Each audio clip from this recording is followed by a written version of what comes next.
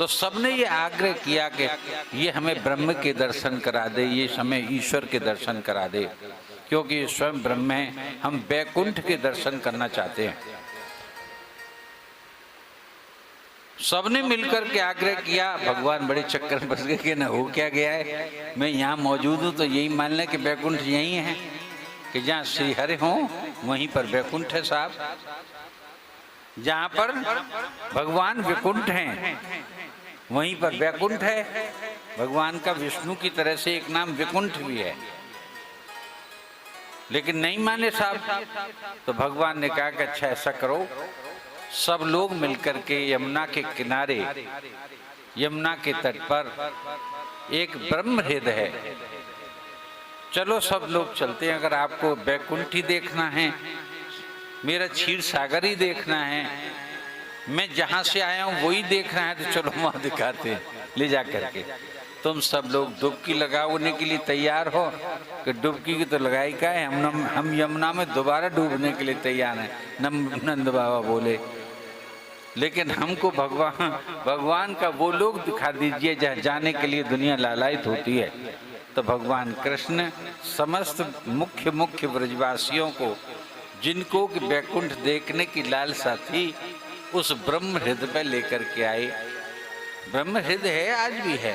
अक्रूर धाम जहाँ पर बना हुआ है, ये स्थान पहले ब्रह्म हृदय था। बोलिए वृंदावन बिहारी लाल की जय। अक्रूर जी भी तो उसी ब्रह्म हृदय में नहाए थे, दर्शन हो गए थे, वो तो सिद्ध स्थान है ही है। तो वहीं पर भगवान लाए और सबसे कहा कि आप सब लोग जैसे स्नान करने के लिए यमुना में उतरते हैं, ठीक वैसे ही इस ब्रह्म हृदय में उतरो। भागवत जी का ही है, कि अन्यत्र का नहीं है ये प्रकरण। वो ब्रह्म हृदय में उतरे और उतर करके आदरणीय उनको और वो उसी लोक में पहुंच गए जहाँ भगवान का वैकुंठ था। बोलिए वृंदावन बिहारी लाल। जब वैकुंठ के दर्शन किए तो वही अपना लाला कृष्ण कन्हैया वहाँ पर शेष सैया पर उसी रूप से विराजमान हैं और उनके पार्षद इत्यादि उसकी सेवा कर रहे हैं। बड़ा अनुशासन है, बड़ी व्यवस्था है।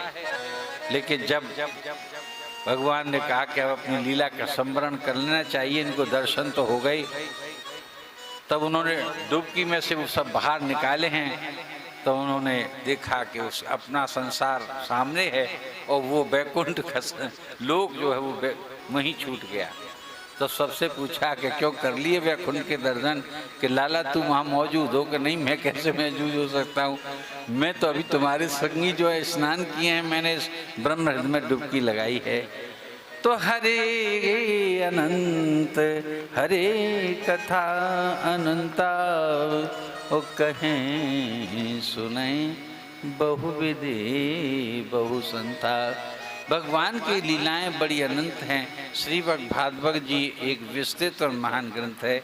यूँ तो भगवान ने हमेशा वेणु बजाई, अपनी सखियों को, अपने चाहने वालों को मुग्ध करने के लिए भगवान ने वेणु गीत प्रस्तुत किया था।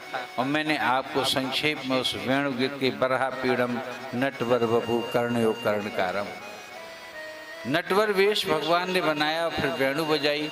जहाँ जहाँ तक उस वेणु का स्वर गया, वहाँ वहाँ तक ब्रज ही नहीं अपितु त्रिलोक की मुग्ध हो गया। ब्रज ही नहीं अपितु त्रिलोक की मुग्ध हो गई। और तो और स्वर्ग में, विदिशाओं में, दिशाओं में, देवलोकों में जब वो स्वर पहुंचा भगवान का, उससे मुग्ध होकर के विमानों में बैठ करके देवी और देवता उस वेणु को सुनने के लिए ब्रजमंडल के आकाश में आने लगे थे। लेकिन कई बार युगल गीत के समय पर वेणु बजती है साहब, भगवान का युगल गीत होता है, यानी कि अनेक बार। लेकिन शरद ऋतु आ चुकी है।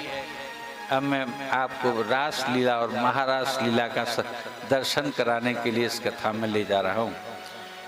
कथा वाणी के माध्यम से होती है, लेकिन वाणी के शब्दों के माध्यम से और उनके अर्थों के माध्यम से हम भगवान की लीलाओं का अपने हृदय में दर्शन करते हैं, अपने मानस पटल पर दर्शन करते हैं।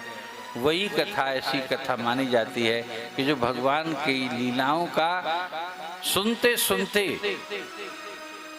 दर्शन करा दे। बोलिए वृंदावन बिहारी लाल की जय।